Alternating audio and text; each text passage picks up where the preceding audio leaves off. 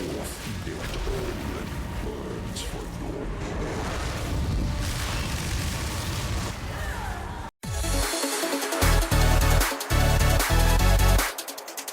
morning, gamers. Today I'm gonna bring you an update to the Mage Infernalist build that I made a little bit ago. So let's go over the things that have changed in this build. So first, and potentially most importantly, I got a new Undying Hate Jewel.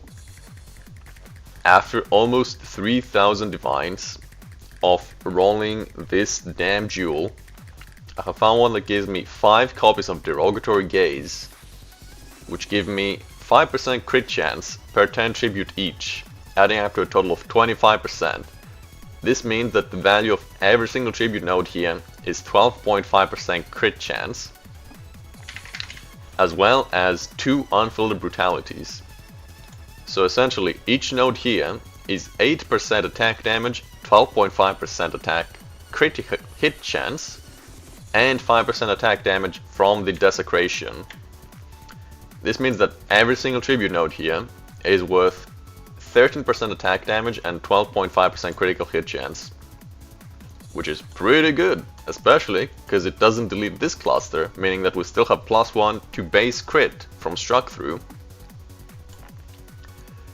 One thing we are doing is we're using Wrapped Quiver and Massive Fletching through Controlled Metamorphosis. This is because we just don't have the points to reach either of them, and our Megalo does also not have either of them, and these nodes are just incredibly good. Our Megalo actually is now 3 modded with 3 good mods. Tainted Strike is not only 25% crit, but it also is 30% magnitude of non-damaging, which is magnitude of shock. And shock magnitude is quite good since it's just more damage. We got Barbaric Strength and Total Incineration. Total Incineration is pretty much always going to be active, since we have gain 5% of damages all elements in our bow. Even without that, we have Flame Wall, which adds fire damage to our projectiles, meaning that it's still just always going to be active.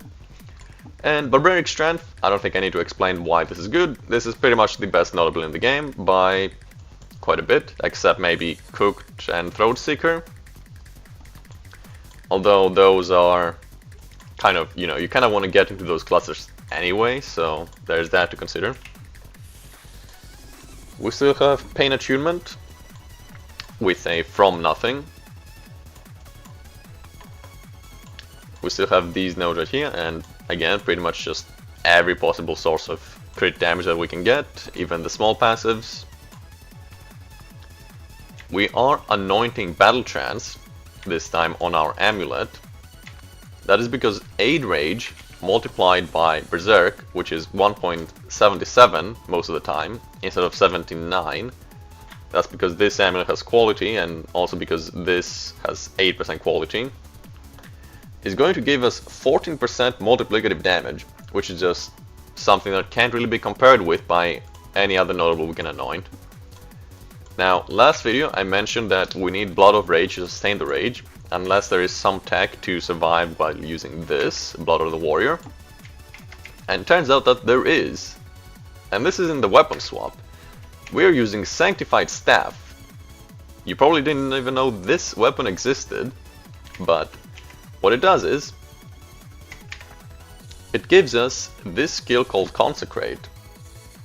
To break it down, it just heals you. It just creates consecrated ground, and it lasts for quite a while. So essentially all this really does is it lets us survive the tick damage that we're taking from Berserk and Infernal Flame.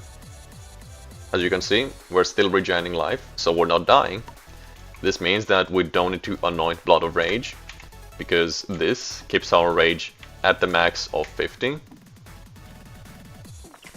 Meaning that we have a free anoint, which is why we have Battle Trance, which is just a lot more damage. So this is our weapon swap. The gems have changed a little bit depending on the setup.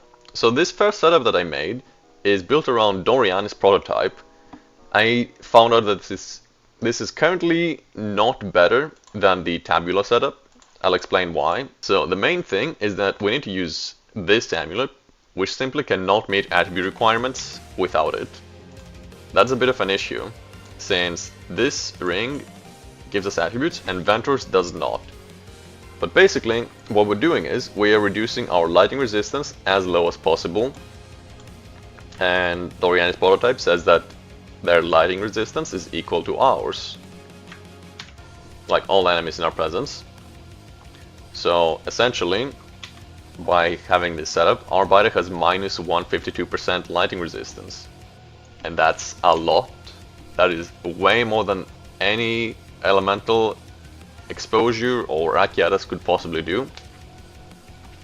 The downside is, again, we could still improve this by equipping more minus lighting resistance sources, but I don't think they're worth it, as we lose 12 max rage as well as all these.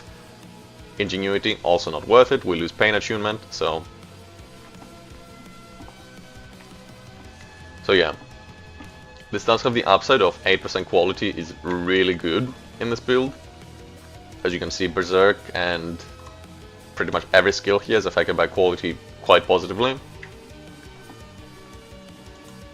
The downside is, like I said, we lose the Tabula. Tabula is just a ton of damage.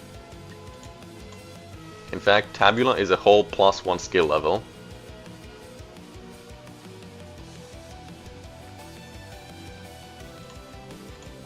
The difference is quite large, as you can see, when losing Tabula.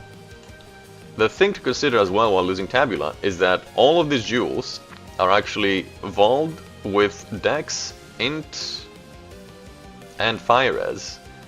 This is because I have this +4 amulet with Battle Trance. Unfortunately, I could not find a single one on the market that has Battle Trance anointed and +4, so I had to make my own. This was incredibly painful since I was always shooting for double tier 1. This managed to double underroll, which was kind of tragic that it became the +4 instead of something like this, but it is what it is. So while using Tabula, we can use this setup and turn this dex into these attributes so we can actually meet them.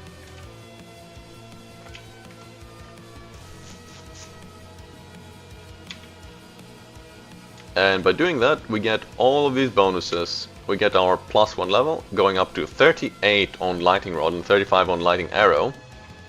We then just swap Elemental Armament in Rod for Rakiata's Flow, and move on with our day.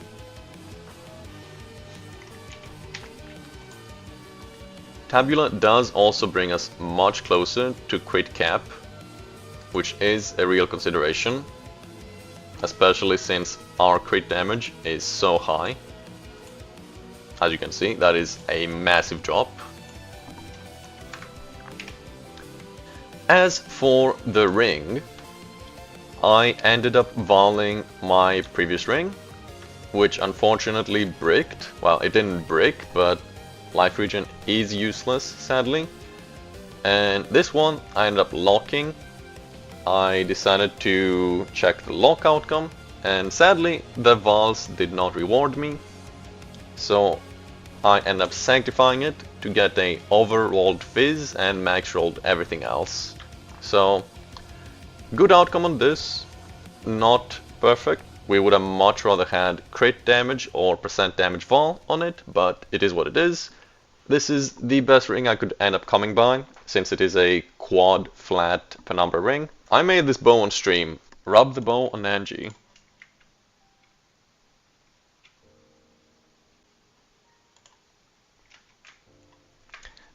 I can't make this shit up.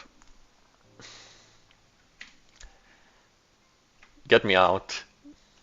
And I know there's gonna be people saying, why does this bow have quiver effect as a third prefix?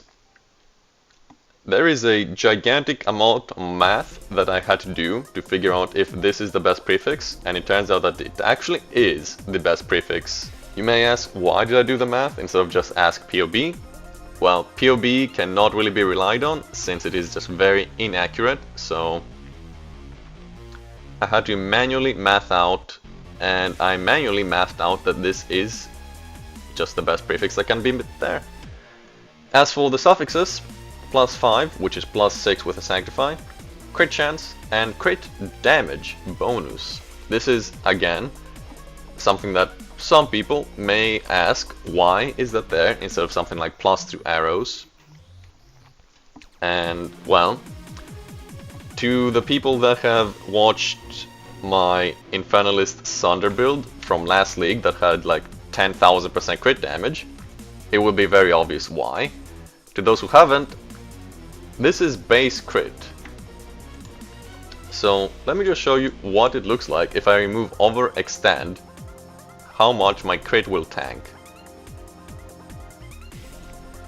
That is almost a 500% crit damage loss. The same exact thing would happen if I removed this right here. Essentially, this one mod pretty much boils down to being a significantly more than 25% damage multiplier. And that's all it really is. As for +2 arrows, we can use runes for it. So yeah, the bow, the new amulet with +4, which is relevant, because now we get 38, and the new jewel. These are the gear upgrades we have, and the tech, sanctified staff, so that we can use Blood of the Warrior along with Battle Trance instead of Blood of Rage for 8 more rage. These are our upgrades, and as you can see, we do quite a bit more damage than last time, which is cool. And yeah, the Doriani setup is also there. It's not as good, it's certainly way more budget friendly since you don't need an insane ring like this, or like 6 jewels that are 150 each, but yeah, it's not as good, but it's way more budget friendly if you want to actually try this yourself as well. New Megalon as well, forgot to mention that. And yeah, that's about it. See you guys on the next one, have a good one.